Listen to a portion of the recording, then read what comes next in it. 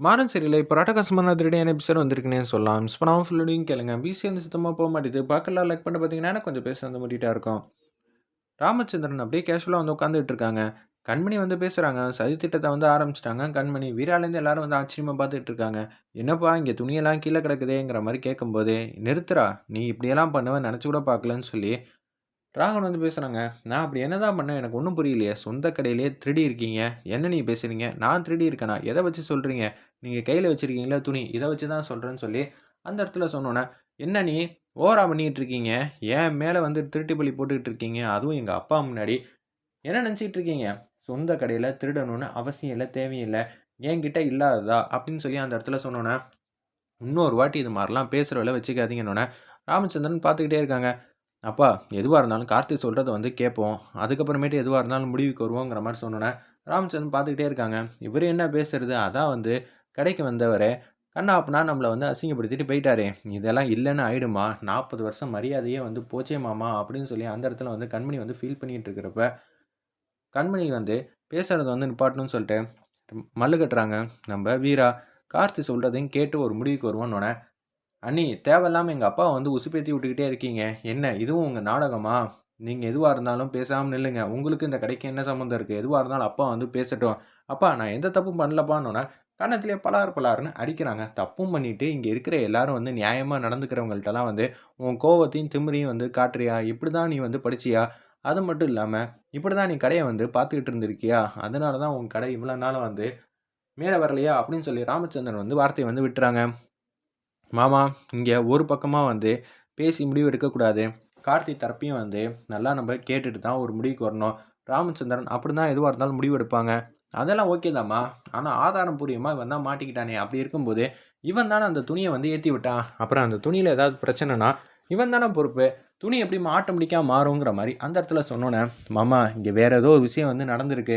தேவையில்லாம கார்த்தி மேல வந்து சந்தேகப்படாதீங்க. அவர் சொல்றத முதல்ல கேளுங்கன்னு சொல்லி வீரா வந்து எத்தனையோ வாட்டி பேசியும், எப்படிம்மா இவன பேச சொல்ற? இவன் ஓவரா பண்ணிக்கிட்டு இருக்கான். ராகுவனுக்கு கூட எல்லாமே தெரிஞ்சிருந்தும், அவன் என் பக்கத்திலேயே வந்து இருந்து உறுதுணையா இருந்திருக்கான். ஆனா, இவன் சொந்தமா கடை வைக்கிறேங்கிற மாரி கேட்டான். சரின்னு சொல்ட்டு நான் வந்து கடை வச்சு குடுத்தேன். அதுல ஏதாவது ஒரு விஷயமாவது உருப்படியா அவன் பண்ணானா? ஒண்ணுமே பண்ணவே இல்லையே! அப்படின்னு சொல்லி அந்த இடத்துல வந்து கோவமா வந்து பேசிட்டு இருக்காங்க. நம்ப ராமச்சந்திரன் என்ன சொல்றதுன்னே தெரிலன்னு சொல்லிட்டு சோகமா இருக்காங்க. அப்பனா, "அப்பா நீங்க என்ன நம்ப மாட்டீங்களா?" அப்படின்னு சொல்லி நம்ம கார்த்தி வந்து கேட்குறாங்க. "உன் மேல இருக்கிற நம்பிக்கையே போயிடுச்சுடா" அப்படின்னு சொன்னோனே, கார்த்தி மாட்டுக்கும், "சரி நம்பாதீங்க" அப்படின்னு சொல்லிட்டு கோச்சிட்டு வந்து போறாங்க. "மாமா நீங்க அவசரப்பட்டு ஒரு முடிவு எடுக்கிறீங்க. சுத்தி இருக்கிற எல்லாத்தையும் வந்து பாருங்க மாமா. நீங்களா வந்து ஒரு முடிவு எடுக்காதீங்க. எப்போதும் வந்து நிதானமா இருக்கிற நீங்க இப்படியெல்லாம் வந்து பண்ணாதீங்க. உண்மை யாரு மறைச்சாலும் வெளியில வரதான் போகுது மாமா. அந்த உண்மைய கொண்டு வர வேண்டியது என் பொறுப்புன்னோனே, கண்மணி வந்து ஆச்சரியமா வந்து பார்த்துட்டு இருக்காங்க. அந்த இடத்துல கார்த்தி மாட்டுக்கு வந்து வீட்டுக்கு வந்தோனே வந்து வள்ளிகிட்ட எதுவும் பேசாம வேக வேகமா போறாங்க. எனக்கு என்ன வந்து மதிப்பு மரியாதையே இல்லையா? என்னடா ஆச்சு? அப்படின்னு சொல்லி கார்த்தி பின்னாடியே வந்து வேக வேகமா போயிட்டு இருக்காங்க. நம்ப வள்ளி, "என்னடா பிரச்சனை? பையெல்லாம் வந்து எடுத்து வச்சுக்கிட்டு இருக்க?" அப்படின்னு சொன்னோனே, "உன் அண்ணனுக்கு என்ன? இப்படியெல்லாம் கோவம் வருது? என் மேல சந்தேகப்படுறாங்க. நான் வந்து கடையில வந்து திருடிட்டேனா? ஏன் என்கிட்ட வந்து கேட்குறாங்க. என்னது அண்ணனா அப்படியெல்லாம் பேசுனாங்க?" அப்படின்னு சொன்னோனே, நான் இனிமேட்டு இந்த வீட்ல இருக்கவே மாட்டேன்னோனே, கீழ வந்து வீராவும், மாறனும் வந்துடுறாங்க. இத பார்த்துடுறாங்க நம்ம வள்ளி. "என்னதான் ஆச்சு கடையில? கார்த்தி எங்க இருக்கான்? அவன் என்ன சொல்றான்னு தெரியலடா. அவன் பாட்டுக்கு கோவமா போறான். பையெல்லாம் வந்து எடுத்துக்கிட்டு இருக்கான். எனக்கு ரொம்பவே பயமா இருக்குடா. ஒத்துமையா இந்த வீட்ல வந்து எல்லாரும் நிம்மதியா, சந்தோஷமா இருந்தீங்களேடா. அந்த சந்தோஷமே இல்லாம போயிடுமோ!" அப்படின்னு சொல்லி வள்ளி வந்து பாட்டமா இருக்கிறப்ப, பெட்டிய எடுத்துட்டு வந்துடுறாங்க நம்ப கார்த்தி. உடனே வந்து அவங்களுக்கு என்ன பண்ணணும், ஏது பண்ணணும்னு சுத்தமா தெரியல. நம்ம கார்த்திகை கோவப்பட்டு வீட்ட விட்டு போலான்ட்டு இருக்கிறப்ப, வீரா வந்து தடுக்கலான்னு வராங்க. நான் அசிங்கப்பட்டப்ப, எங்க அப்பா வந்து யாருமே என் பேச்ச வந்து நம்பவே இல்ல. நான் பணத்துக்காக வந்து ஆசைப்பட்டேனா? என்னடா நெனச்சிட்டு இருக்கீங்க? என் பேச்ச ஒரு செகண்டாவது அப்பா கேட்டாரா?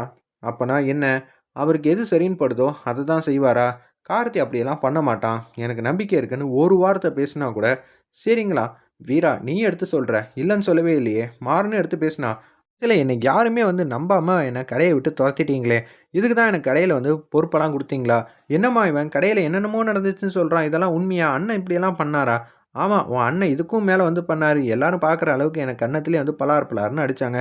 சரி அடிச்சதா இருந்தாங்க. நான் சொன்னதையாவது கேட்டுருக்கணும். நான் பேசுறது எதையுமே உங்க உங்க அண்ணன் வந்து காதுலயே வாங்கிக்கலங்கிற மாரி சொன்னோனே, சரி நீங்க வீட்ட விட்டு போங்க. நாங்கலாம் தடுக்க மாட்டோன்னோனே, ஒரு நிமிஷம் அப்படின்னு சொல்லி ஒரு 10 அடி போனதுக்கப்புறம் கார்த்தி வந்து நிப்பாட்டுறாங்க.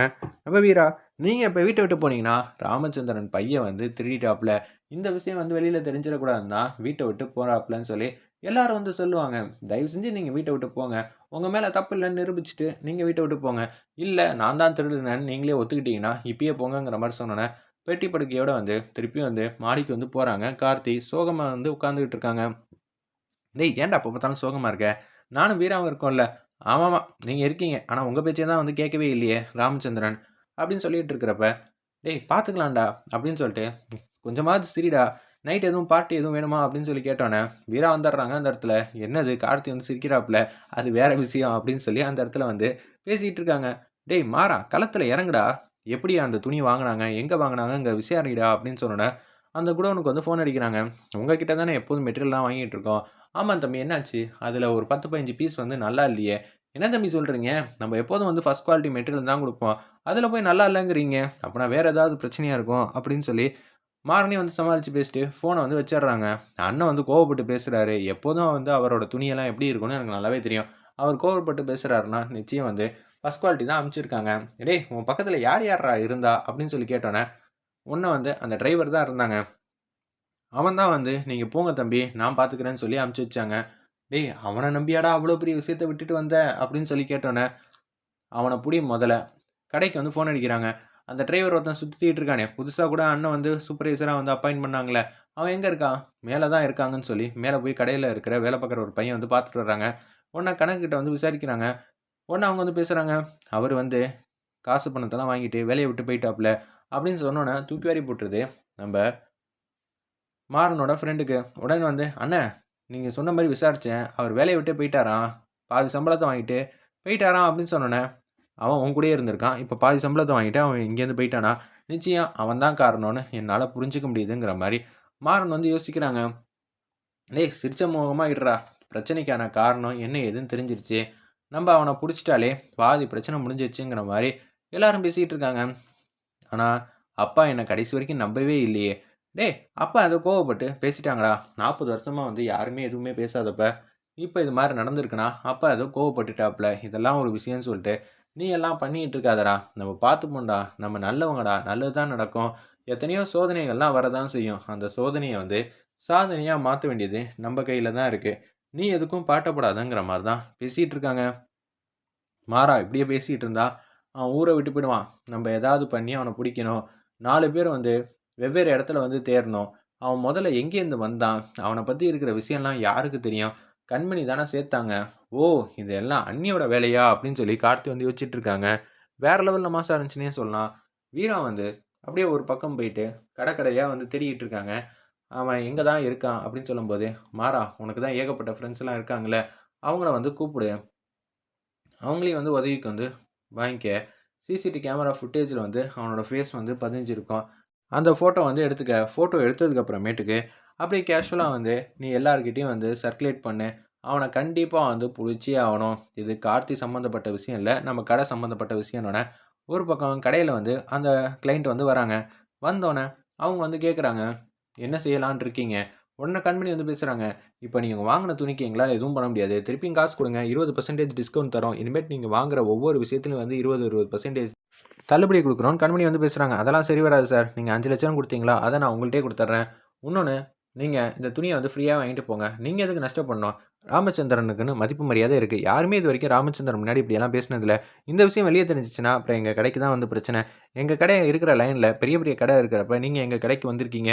நாங்க உங்களுக்கு வந்து கௌரவத்த வந்து குடுக்கணும். நீங்க கேட்டீங்க. அந்த விஷயத்த நாங்க வந்து செஞ்சு குடுக்குறோம். அவ்வளதான் சார். இந்த விஷயம் வெளிய தெரியாம பார்த்துக்கங்கங்கிற" மாரி வீரா வந்து பேசுறாங்க. ராமச்சந்திரனும் சரிங்கிற மாரி சொல்லிட்டு இருக்காங்க அந்த இடத்துல.